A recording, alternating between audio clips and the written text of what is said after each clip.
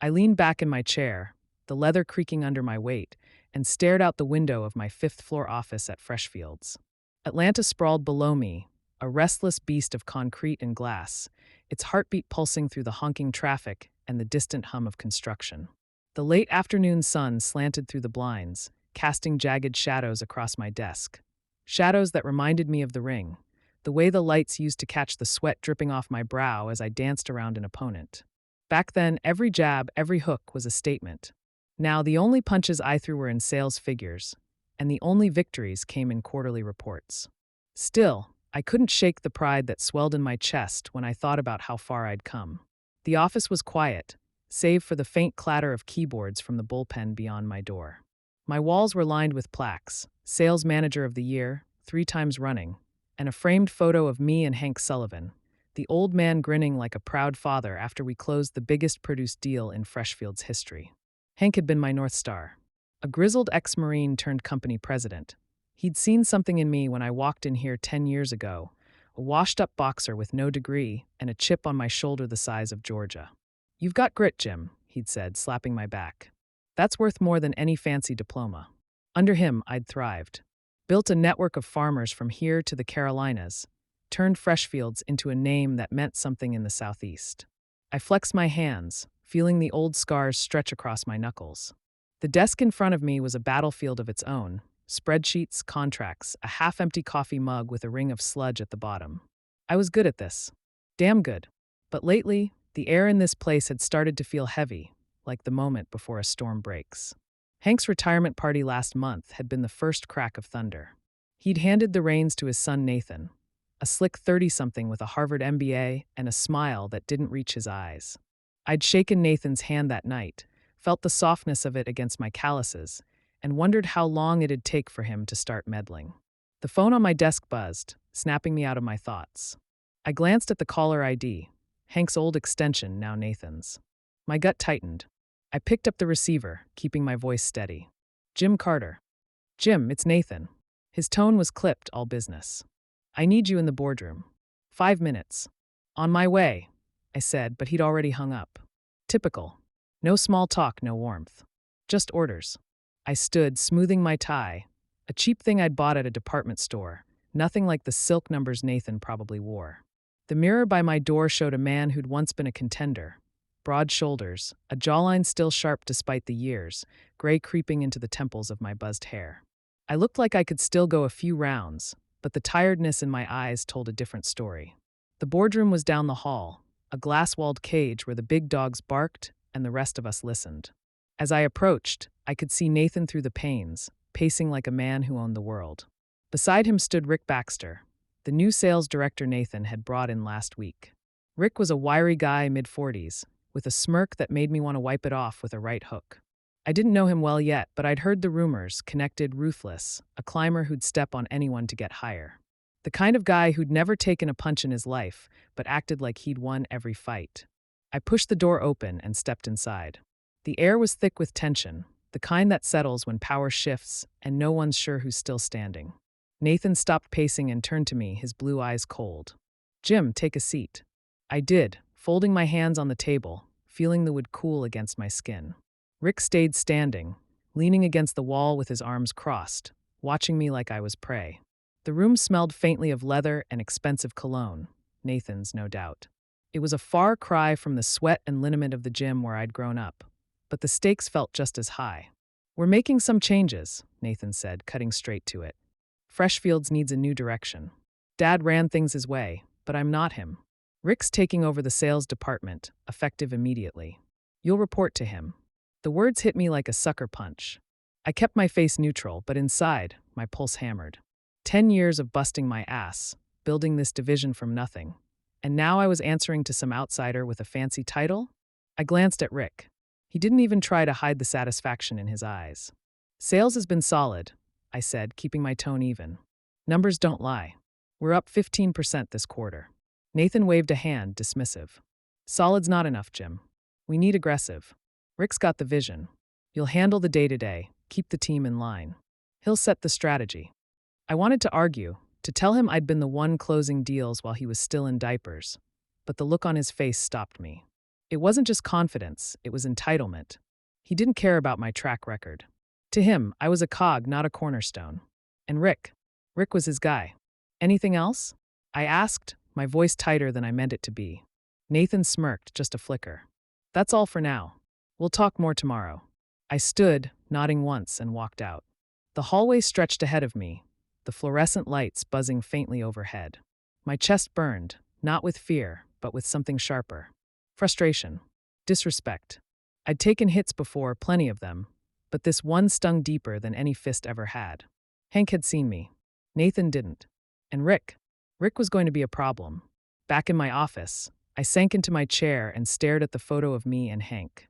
The pride I'd felt earlier was still there, but it was souring fast, curdling into something else. Anger, maybe, or the first sparks of a plan. I wasn't done yet. Not by a long shot. The next morning, I walked into the sales meeting with my head high, shoulders squared like I was stepping into the ring again. The conference room at FreshFields was a sterile box. Long table, gray carpet, a wall of windows overlooking the parking lot where delivery trucks rumbled in and out. The air smelled of burnt coffee from the pot in the corner, and the fluorescent lights buzzed like a swarm of flies. My team was already there, 8 of them scattered around the table, flipping through binders or tapping at their phones. They were good people, hard workers I'd trained myself, but the mood was off. Eyes darted toward me, then away, quick and nervous. I could feel it. Something was brewing. Rick Baxter strode in a minute late, Nathan's shadow trailing right behind him. Ethan Sullivan, Nathan's younger brother, had the same polished look, tailored suit, gelled hair, a grin that screamed privilege. He wasn't even on the payroll, just some trust fund kid who liked to hang around and play power games. Rick dropped a stack of folders onto the table with a thud, then leaned back in his chair at the head, my chair, until yesterday. I took a seat halfway down, my jaw tight, hands clasped in front of me. The scars on my knuckles stood out white against my skin, a quiet reminder of who I was. "Morning, team," Rick started, his voice sharp, like he was barking orders at a dog. "We're shaking things up. New targets, new approach. FreshFields isn't coasting anymore." He paused, letting his eyes sweep the room, landing on me for a beat too long. "Some of you have been comfortable for a while. That ends now."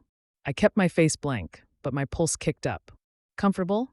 I'd spent a decade building this department, cold calling farmers at dawn, driving backroads to shake hands over kitchen tables. Comfortable didn't get me those plaques on my wall. I glanced at my team, Sarah, who'd closed a record deal last month, Mike, who'd worked overtime to fix a supplier snafu. They weren't comfortable either. They were loyal. To me. Rick flipped open a folder and slid a sheet across the table. New quotas. Double last quarters. We're going after bigger accounts, cutting the fat.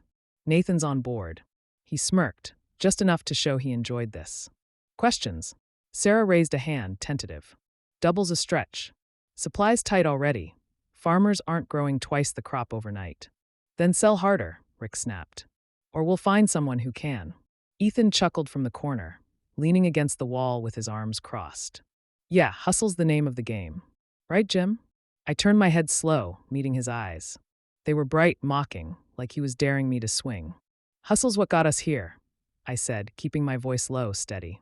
Results speak louder than quotas. Rick leaned forward, resting his elbows on the table. Results, huh? Funny you mention that. I was looking at your file, Carter. Impressive numbers for a guy who didn't finish high school. He let the words hang, sharp and deliberate, then glanced at Ethan with a grin. Guess grit only gets you so far. The room went still. Sarah's pen froze mid-note. Mike shifted in his seat, staring at the table. My chest tightened, heat creeping up my neck. I could hear the blood pounding in my ears, the way it used to before a fight. 10 years of proving myself. Every deal, every late night, every farmer who'd trusted me over some suit with a degree. And this prick thought he could cut me down with one cheap shot? I leaned back, crossing my arms, letting the silence stretch. Grit built this department, I said finally, my tone cold enough to frost the windows. You might want to check who signed those contracts before you start rewriting history. Rick's smirk faltered, just for a second, but Ethan jumped in, eager as a kid with a new toy. History's cute, Jim, but this is business.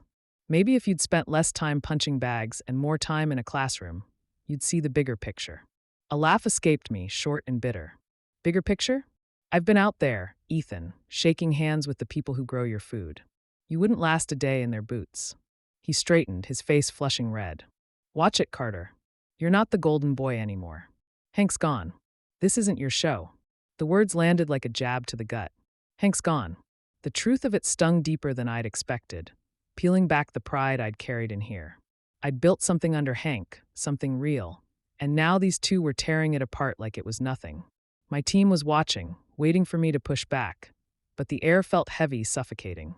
I could taste the disrespect bitter on my tongue, and it woke something in me. Anger, sure, but something else too. Determination. I wasn't going to let them erase me. Rick clapped his hands, breaking the tension. Enough chit-chat. Let's talk strategy. Jim, you're on execution. Keep the grunts moving. I'll handle the big calls. Execution. Grunts. He was shoving me down the ladder, step by step, and enjoying every second of it.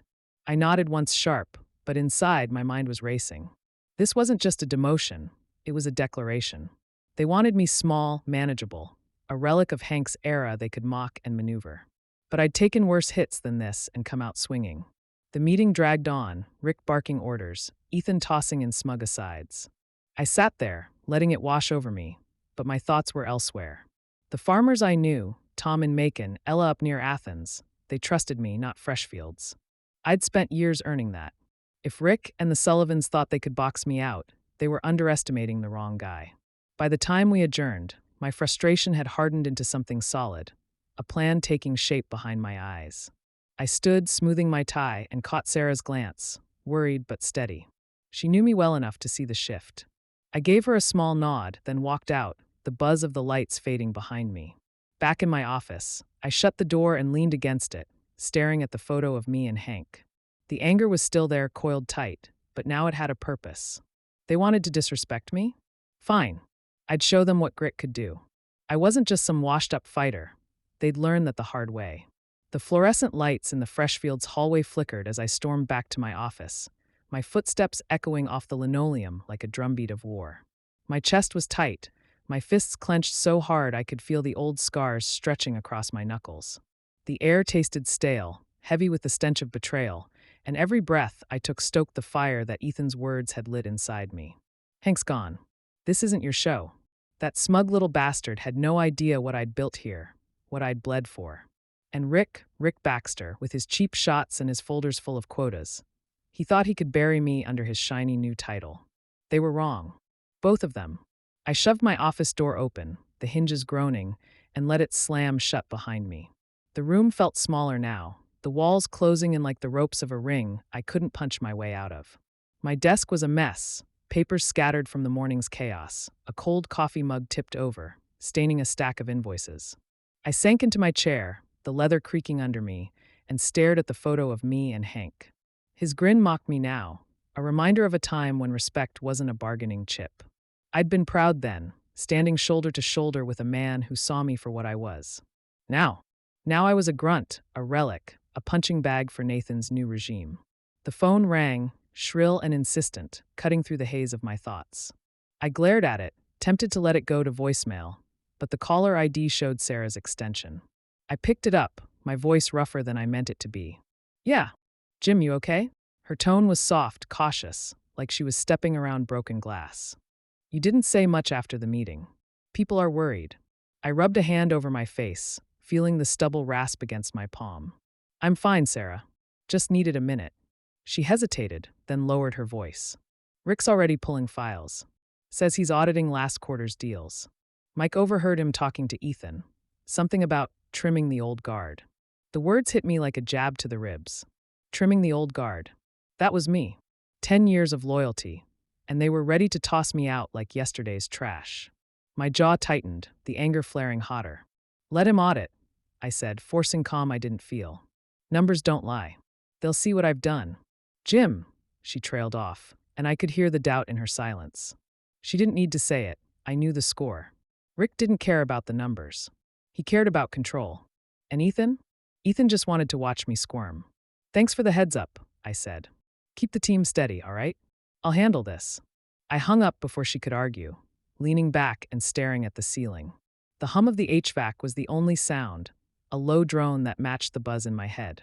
I wanted to storm back out there, confront Rick, wipe that smirk off his face with a fist or a fact, didn't matter which. But that wasn't the play. Not yet.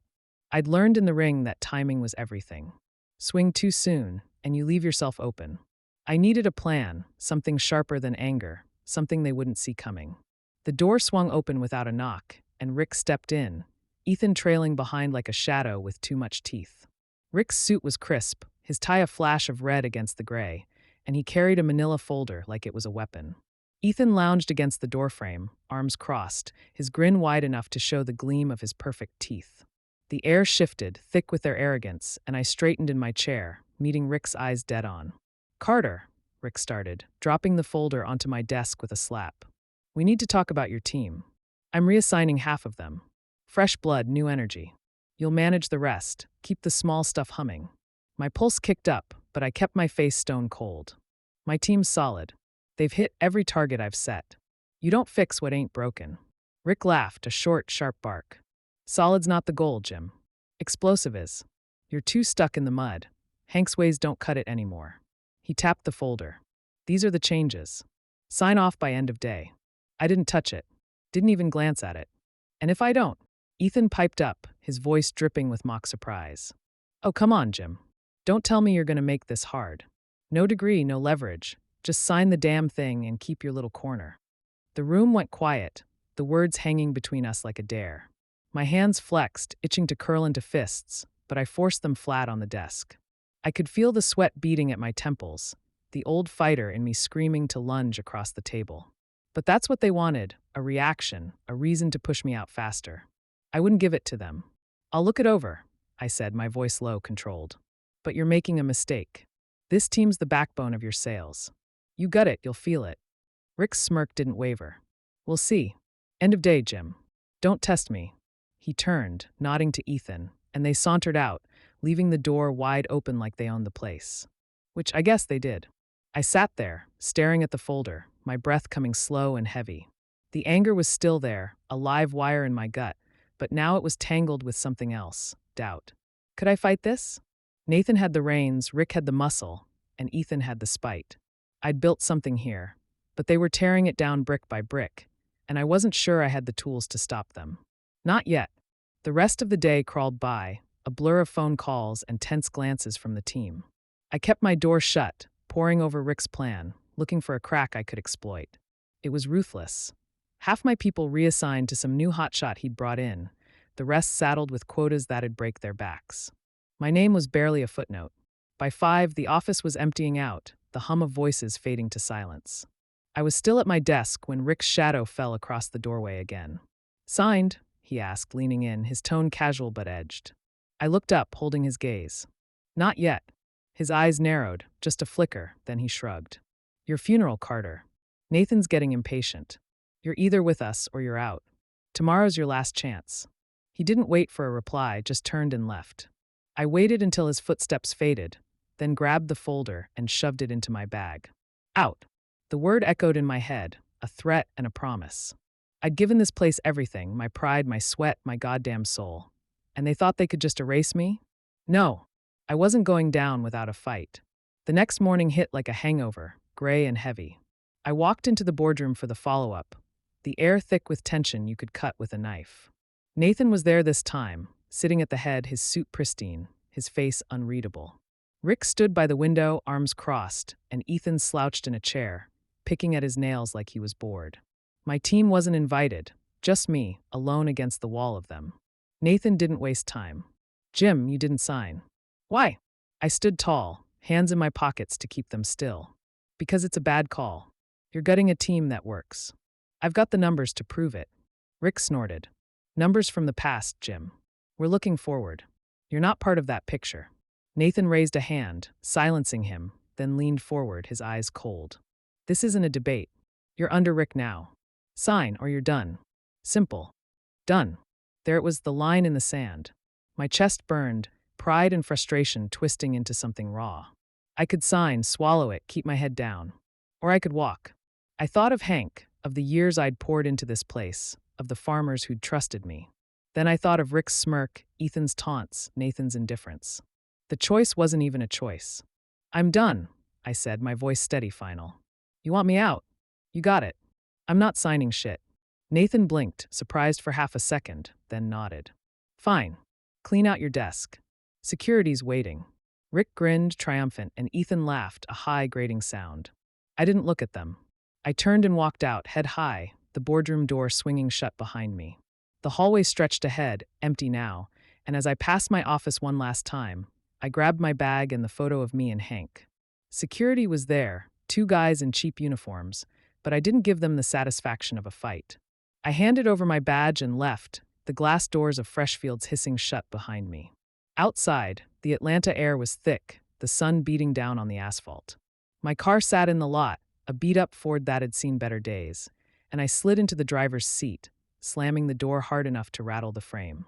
My hands gripped the wheel, knuckles white, and for a moment I just sat there breathing. They'd fired me, or I'd quit, didn't matter which. It was over. But as the anger settled, something else took its place, a spark, a vow. They'd regret this. I'd make damn sure of it. The engine of my old Ford growled as I pulled out of the FreshFields lot, the Atlanta skyline shrinking in my rearview mirror. The sun was a brutal smear across the horizon, baking the asphalt until it shimmered like a mirage. My hands were still tight on the wheel, the leather worn smooth under my palms, and my chest felt like a furnace, stoked with every word Rick and Ethan had thrown at me. No degree, no leverage. You're not part of that picture. Their voices echoed in my skull, sharp and mocking, but beneath the heat of my anger, something colder was taking root, despair. 10 years of my life, gone in a single morning. FreshFields wasn't just a job. It was my ring, my proof I could be more than a washed-up fighter.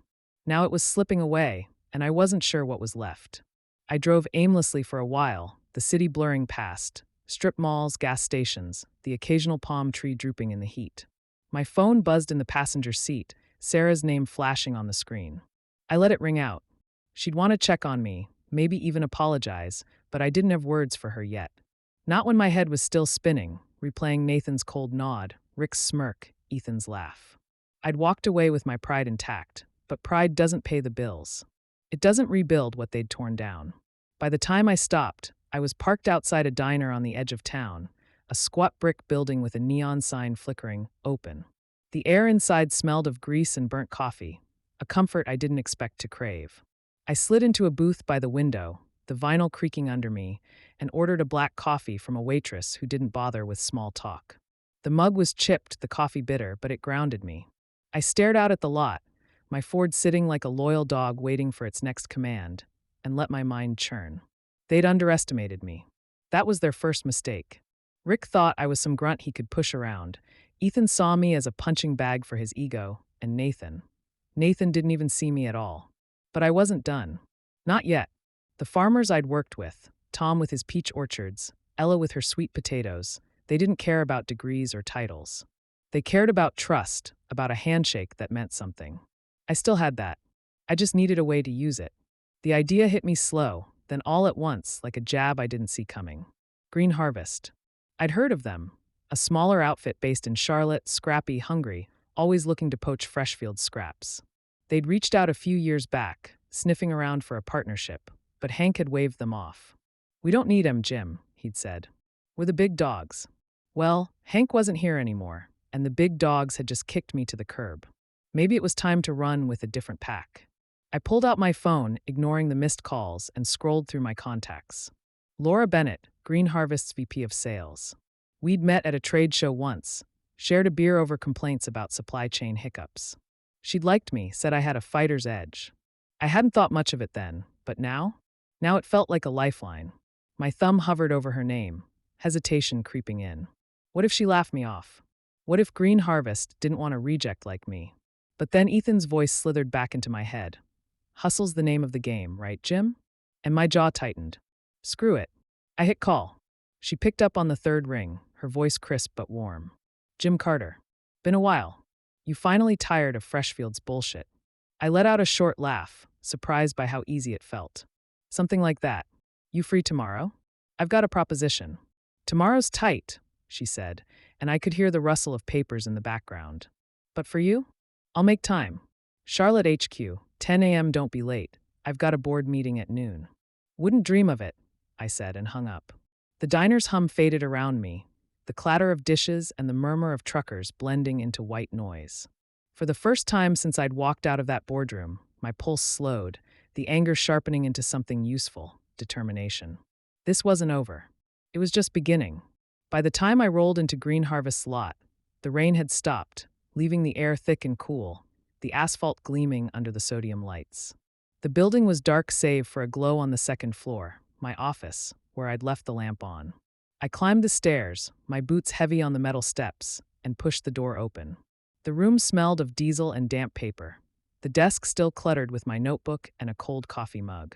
I dropped my bag, sank into the chair, and flicked on the lamp, its harsh light spilling across the contracts I'd spread out earlier. The sight steadied me. These were my rounds won, my hits landed. But sleep wouldn't come, not yet. My mind raced, replaying the confrontation, the way Rick's face had twisted, Ethan's glass trembling, Nathan's quiet threat.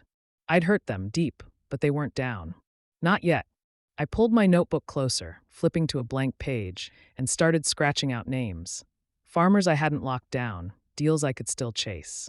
The pen scratched loud in the silence, a fighter's rhythm, steady and sure. This was my ring now, my fight, and I wasn't backing off. A knock at the door snapped me upright. Laura stepped in, her coat slung over her arm, a file tucked under it. Her hair was damp, her eyes sharp despite the hour.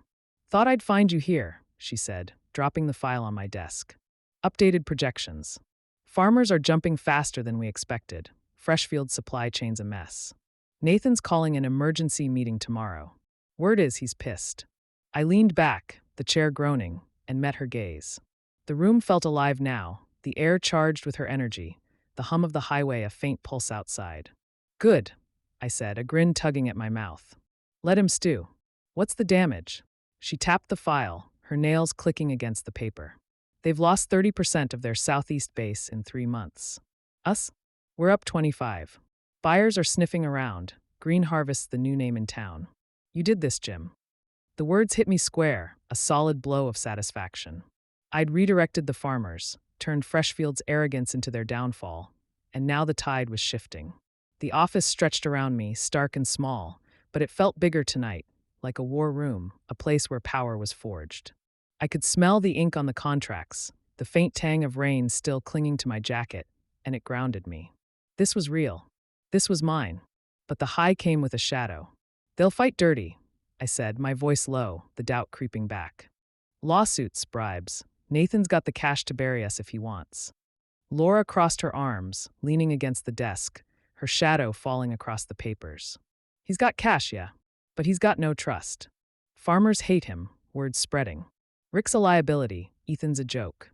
Nathan's got a sinking ship, and he knows it. We just keep moving, faster, smarter."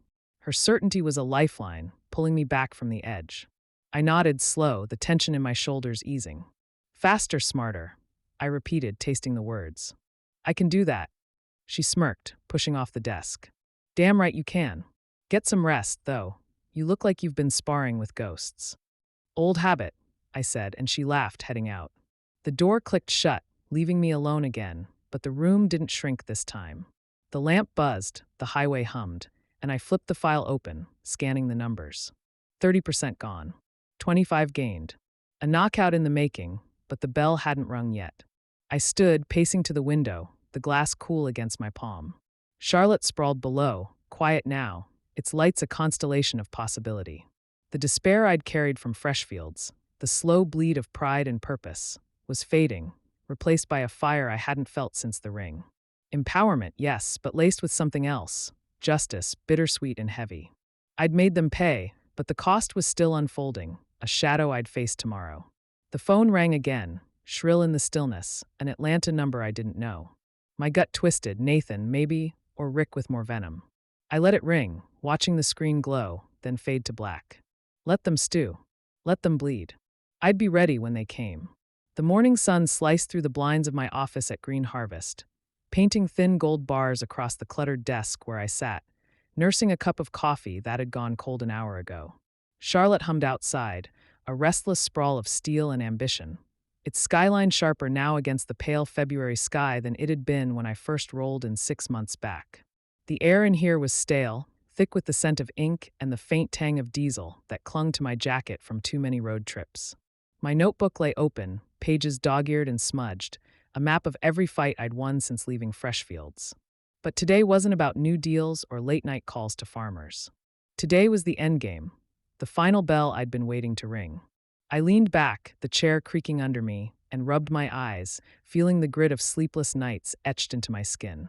The phone call I'd ignored last night, the one from that unknown Atlanta number, still gnawed at me, a loose thread I couldn't pull without unraveling something bigger. Nathan, Rick, Ethan. They'd been quiet since that rain-soaked night I'd dropped the termination notice on their table, but silence isn't peace in a war like this. It's the calm before the storm breaks, and my gut told me it was coming today. The contracts were ironclad, the farmers locked in, GreenHarvest rising like a contender stepping into the ring. But FreshFields wasn't down yet, and I'd learned long ago never to turn your back on a fighter who's still breathing. The door swung open, no knock, just Laura striding in with a file under her arm and a look that said she'd already had 3 coffees and a fight with the board. Her coat was slung over her shoulder, damp from the morning mist, and her heels clicked sharp against the linoleum. "Morning, champ," she said, dropping the file with a thud that rattled my mug. "You look like hell. Rough night." "Rough 6 months," I shot back, smirking despite the ache in my temples. "What's that?" She tapped the file, her nails clicking a steady beat. "FreshFields' latest bleed report. Nathan's calling a meeting, emergency, all hands. Word is, he's got something up his sleeve. You're invited, by the way. RSVP'd for you, Atlanta, 2 p.m. My stomach tightened, a fighter's instinct kicking in. Invited. That wasn't a courtesy, it was a summons. I leaned forward, the chair groaning, and flipped the file open. Numbers swam on the page, 40% of their southeast supply gone, buyers jumping ship, stock dipping low enough to make shareholders sweat. GreenHarvest's gains stared back in black ink. 30% up, new contracts stretching from Georgia to the Carolinas. I'd done this. Me and Laura, the farmers, the scrappy little outfit that had taken on the Titan and drawn blood. But Nathan's move now? That was the counterpunch I'd been bracing for. Something up his sleeve. I repeated, my voice low, steady. Lawsuit. Laura shrugged, crossing her arms. Maybe. Or a buyout offer, ours or theirs. Could be a white flag. Point is, they're desperate, and you're the one they want to face. You going? I stared at the numbers, my hands flexing, the old scars stretching across my knuckles. The office stretched around me, stark and small, but it felt like a war room now. The desk a battleground, the window framing a city I'd claimed as my own. Atlanta loomed 3 hours south, a beast I'd wounded but hadn't killed. Part of me wanted to stay here, let them squirm, but the fighter in me, the one who'd never ducked around, knew I had to finish this face-to-face. Yeah, I said finally, standing, the chair scraping back. I'm going. She grinned, sharp and quick. Good. Knocking dead, Carter. We've got your back. 3 weeks later, I stood in a warehouse in Raleigh, the air thick with the earthy smell of produce and the hum of forklifts. Horizon Group's logo stretched across the wall, bold red letters I'd inked into a deal last month. GreenHarvest's new crown jewel, a coast-to-coast procurement gig that had me crisscrossing the USA from Charlotte. Crates of peaches from Tom Haskins stacked high beside elitism sweet potatoes, a testament to the trust I'd built, the empire I'd forged from FreshFields' ashes. Workers moved fast, their shouts echoing off the concrete, and I watched from the catwalk, my boots planted firm, my jacket slung over my shoulder. The sun slanted through high windows, catching dust motes in the air, and I flexed my hands, feeling the scars stretch, reminders of the ring, the road, the war I'd won. FreshFields was a shadow now, downsized to a skeleton crew, Rick and Ethan gone, Nathan clinging to what was left. I'd heard whispers, lawsuits threatened, then dropped, buyers lost, then forgotten. They'd bled out, and I'd risen. GreenHarvest wasn't just surviving, it was thriving, and I was its beating heart. My phone buzzed in my pocket, Laura probably with another projection or a new target. I let it ring, just for a moment, and leaned on the railing, the metal cool against my palms. The despair I'd felt at FreshFields' decline, the slow death of pride, the sting of disrespect, was a memory now, faded like an old bruise. In its place was something solid, satisfaction, yes, but more, a quiet, steady peace. Justice had been served, not with fists but with choices, with grit, with the people who'd believed in me when I'd doubted myself. I thought of Hank, his grin in that framed photo I still kept, and wondered what he'd say. You've got grit, Jim, he'd told me once, and I'd carried that through every hit, every fall. Now, standing here, I felt it shift. Not just grit, but growth, a man who'd learned to swing smarter, not just harder. The warehouse buzzed below, a living thing I'd helped build. And as I pulled out my phone to answer Laura, a new expectation flickered in my chest. Not for revenge, but for what came next. The horizon stretched wide, from Charlotte to California, and I was ready to chase it.